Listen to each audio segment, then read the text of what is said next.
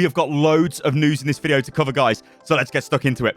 Welcome to the channel. All right, then. So the very first thing we're going to cover is Echo. We have the release date of this hero. It is April the 14th. If you're watching this video right now, that means it is going live next Tuesday. This is huge news because it means all of you guys out there who play on the consoles, you will be able to play Echo for the first time because, of course, she is not available on the experimental card. She's only on PTR, and PTR only exists on PC. Now, I guess to quickly explain why this is the case, the reason why you don't get new heroes, new maps, and things like that added to experimental card is because the experimental card is only there for changing values. Now, what I mean by that is you can change the damage value of Soldier's Helix Rocket, and that's fine. They can do that in the live client. But if they actually have to add new art assets, just any kind of new asset to the game, they can't do that on experimental. It has to go to PTR. Now, the reason why PTR is not available on consoles is because consoles have to go through certification. So it's not just Blizzard going, here's an update, we just push it live.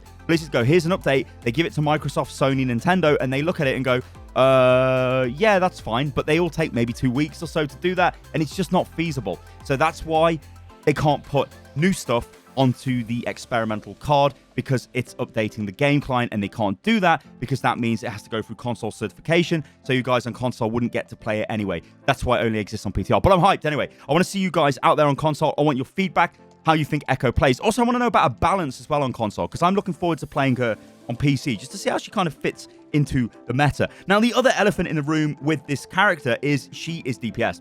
Now, yeah, DPS queue times are probably not the greatest, so adding a new DPS probably means that everybody's going to want to try the new DPS. So I expect queue times to be pretty horrific for at least the first week of launch, especially in competitive and probably in quick play as well. I guess probably the best way to try the hero will be, no doubt, one of the no limits arcades modes or something like that. There'll be something like that where you'll be able to get onto the hero and check her out. But there you go, guys. That's the Echo news. Good news that she's finally coming out. All right, then. Before we get on to the next bit of juicy Overwatch news, now this is super juicy news. Why don't you check out twitch.tv/Stylosa. I've been streaming for the last couple of days. I've been playing a lot of Valorant, but we've been doing like 10-hour streams every day. It's getting rather insane, but I'm super enjoying it. So you guys should get over there, chuck in a follow, because you know, maybe you'll enjoy it. Get over there and enjoy the show. All right, then. So let's move on to some absolutely spicy news. There was a big update on the Overwatch website, and it says this: refining hero pools and retiring map pools. That's right, ladies and gentlemen. You heard that correctly. They are getting rid of map pools. No longer will there just be a certain number of maps in rotation. Now, this was extremely annoying because oh no. So my experience of this, I would play like 5 Volskaya in a day, and I would be like, please, I don't want to play Volskaya again. It would just drive me crazy. You kind of didn't, well, at least I didn't appreciate the variety in the maps. So to have the maps back again, I think is going to be massive, and Blizzard agree with that. That's why they decided to retire map pools. But it's not as simple as that, because there are 2 maps that are not coming back. This is Paris and its Horizon Lunar Colony. Blizzard have admitted these maps are not great, and they're going to take them offline while they work on updating the maps to make them more playable. This is huge news, because Paris is the worst map in the game.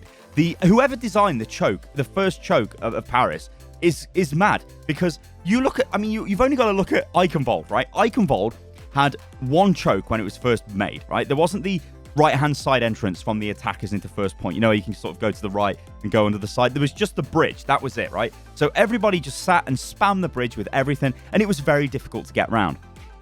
So what Blizzard did is gave you an additional route to get round to the point. Then you fast forward 2 years, and Blizzard give you Paris. And now on Paris, it's got exactly the same problem, where there is 1 choke, which everything gets spammed through. But the crazy thing with Paris is this choke has a high ground defensive position with cover. So the defenders can sit on high ground with cover, spam the choke. Insane. How that even got through testing, we'll never know. But Blizzard at least have acknowledged that now. Yeah, it's terrible. I mean, actually, Jeff acknowledged this back at BlizzCon. I remember there was a roundtable discussion with him, and he was like, yeah, you know, made a bit of a joke towards Paris. But also, it's not been in the map pool. And yeah, Horizon has, though, and Horizon is still highly frustrating to play. So it's good news that they're going to look at them. But let's just go over what Blizzard say here. So I'm going to read this off. I'm not going to put this on the screen, guys, because it's just a wall of text, but we're going to go for it. So we've reached a lot of helpful feedback since hero pools came to competitive play, that the system was achieving our goal of shaking up the meta from week to week. but we've also heard that some aspects of the system are confusing or unclear, including why certain heroes or roles are rotated each week, or why the exact number of heroes available is inconsistent from week to week. In addition, having separate hero pools for competitive play and the Overwatch League in the same week led to a confusing or disjointed experience for players who follow the league, which is totally fine. I mean, I think we said immediately, as soon as Blizzard went, we're going to give you different hero bans for the live servers as we're going to do for Overwatch League, everyone was like, that's stupid. You know, we need parity. It needs to be the same. So at least they're doing that, which is good. Starting April 13th, we intend to address this by having a single unified hero pool, allowing both the Overwatch League and competitive play to mirror each other as closely as possible and making a more consistent viewing and play experience. Here is how this will work. To determine a week's hero pool, we'll compile hero play rates from high-level competitive play matches from the preceding 2 weeks. Heroes with play rates above a certain threshold will be eligible to be removed. The higher their play rate, the more likely they are to be removed. Based on that, 1 tank, 2 damage, and 1 support will be randomly removed from play. Note that heroes will not be removed 2 weeks in a row. Now, the big thing here is, look, it's all unified, right? And we know that we're going to get 1 tank, 2 damage, and 1 support every week. It's not going to be, oh, we've banned 4 hit scan, or we've banned all the main healers, or all the crazy stuff they were doing in competitive, which was a bit mad. They're not doing that. Now there's parity. This is a massive change. This is really good. Because it means for us as viewers, we can like watch the Overwatch League now, and it relates to us as playing the game, because it's like, oh yeah, they've got the same hero bans as us. How are they going to play with this? Are they going to show us some mad tricks, mad plays? Can we copy this strat? That's great. That is exactly how this should have been to begin with. Whoever decided it wasn't, I don't know what the hell was going on in their head. It's crazy. All right, then, let's move on.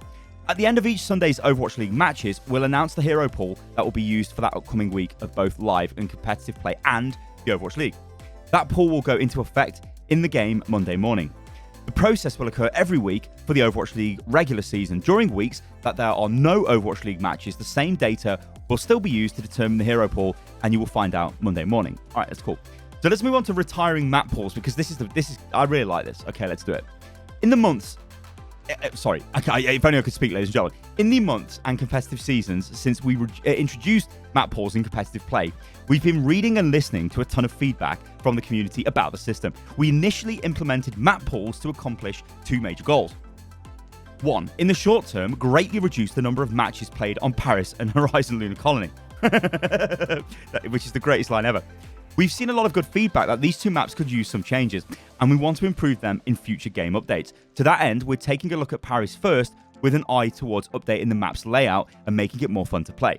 So this will definitely be for the first choke, guys. I will be very surprised if they do not change the first choke. I will lose my mind. And they might do stuff to the final point as well, because the final point's annoying. But whoever sees the final point on this map, because you just stuck on the first point. Anyway. Number 2, more broadly, give each competitive season a bit more flavor and differentiation to give them more distinct identities. Now, that's a big point, because seasons in Overwatch literally do not matter. Every other major game out there with a season system has something massive happen when a new season kicks around. Look at Apex Legends. Every season launches with a new hero, basically, and like a massive lore update, a massive everything, map updates, weapon updates. It's massive. Look at Fortnite. And then look at Overwatch. It's like, oh yeah, it's Tuesday today, season 23. Oh. It's still Tuesday today, but now it's gone past 7 o'clock in the evening, and it's season 24. Okay, I guess we go again. There's no change, so we need changes, so this is good. They go on to say, however, we saw a lot of feedback asking for map pools to vary more often than every 2 months at the start of a competitive season. Some suggested 1 month, others 2 weeks, and some even 1 week rotation periods. However, if the map pools were to rotate more frequently, it would stop providing the competitive season with the identity we were going for. In addition, if we change the map pool faster, you might not even notice that maps were missing or back from one cycle to the next. To simplify the competitive experience, we're going to no longer have rotating map pools starting April the 14th. Instead, competitive play will include all of the maps with the exception of Paris and Horizon Lunar Colony. When we make updates to those maps, they will be back. We're always listening to the community on how we can improve your Overwatch experience. Please continue to reach out and let us know how you feel. These changes are coming very soon to live play, and we're excited to hear what you think. We'll see you on the battlefield. Okay, beautiful. We like those changes. There's nothing that's bad there. They're all good changes. This is good. Do more good stuff, Blizzard. We love it. Right. The final bit of news I want to cover in this video is about BlizzCon. Now, there's a big thing going on in the world right now, which means that a lot of, well, no social gatherings are allowed. No major events can be run. And then you've got BlizzCon. So BlizzCon is normally in November. This is the end of the year. Now, there is an outside chance that things go back to normal for November. But I cannot, in a million years, see an international event where people from all over the world travel to it can feasibly be held this year. This is what Blizzard say about BlizzCon, and this is their official press release. Hello, Blizzard community. A gaming convention is probably the last thing on most people's minds right now, and that goes for many of us at Blizzard too. As events around the world announce cancellations, postponements, or shifts to an online format, we're seeing questions about our plans for this year's BlizzCon, and we want to provide a quick update. We love BlizzCon, and we know many of you share that feeling and look forward to it as an opportunity to get away for a while, meet up with friends, and have a good time. As so many of us have been isolated for multiple weeks now, surrounded, and in some cases directly impacted by the ongoing, you know what's happening, guys. I can't actually this is really awkward, but I can't mention this in the video because YouTube will just destroy my channel. So, but you guys know what's happening. We're looking forward to the time when we can see one another again in person and have something to celebrate together. While we're all hopeful things will look better later in the year, the bottom line is that at this point, it's too early to know whether BlizzCon 2020 will be feasible. The health of our community, employees, and everyone who helps with the show is our top consideration. It might be a few months before we know for certain if or how we'll proceed. But as soon as we have a meaningful update, we'll share it. We do want to mention that prior to the recent events, we had been actively working to finalise our plans and are still doing so. Despite the workplace changes we've now made at Blizzard, that includes considering a range of scenarios and possibilities, not just in terms of the show, but also regarding what the experience would be for you. We know BlizzCon also involves preparation on your part, so we'll do our best to provide as much clarity as we can, as quickly as we can. In the meantime, please be good to one another, stay well, and know that we're holding everyone impacted by, you know what, in our thoughts. Okay, so this is actually really huge for Overwatch because this year, this BlizzCon was probably a really big BlizzCon for Overwatch, I'd say, especially for Overwatch 2. I can imagine they have a massive showcase ready to go, or at least that's what they're working on for this year, and that's their goal. And loads of stuff comes out for Overwatch 2. But without BlizzCon, how will Blizzard tackle this? It's going to be interesting to see. Guys, I've been Stylosa. I hope you guys have enjoyed the video. If you have, then remember you can follow me on everything, which is at Stylosa. You can also follow me on Twitch as well. I know I've plugged this earlier in the video, but I'm going to plug it again. Twitch.tv/Stylosa. We're all on lockdown right now, so I mean, we've got nothing better to do. So get over to the stream. Let's check it out. It's beautiful. And yeah, thank you again, guys, for listening to the video. Thank you for, well, watching my videos over all these years. It's been beautiful. And yeah, I'll catch you guys on the next video. Toodaloo.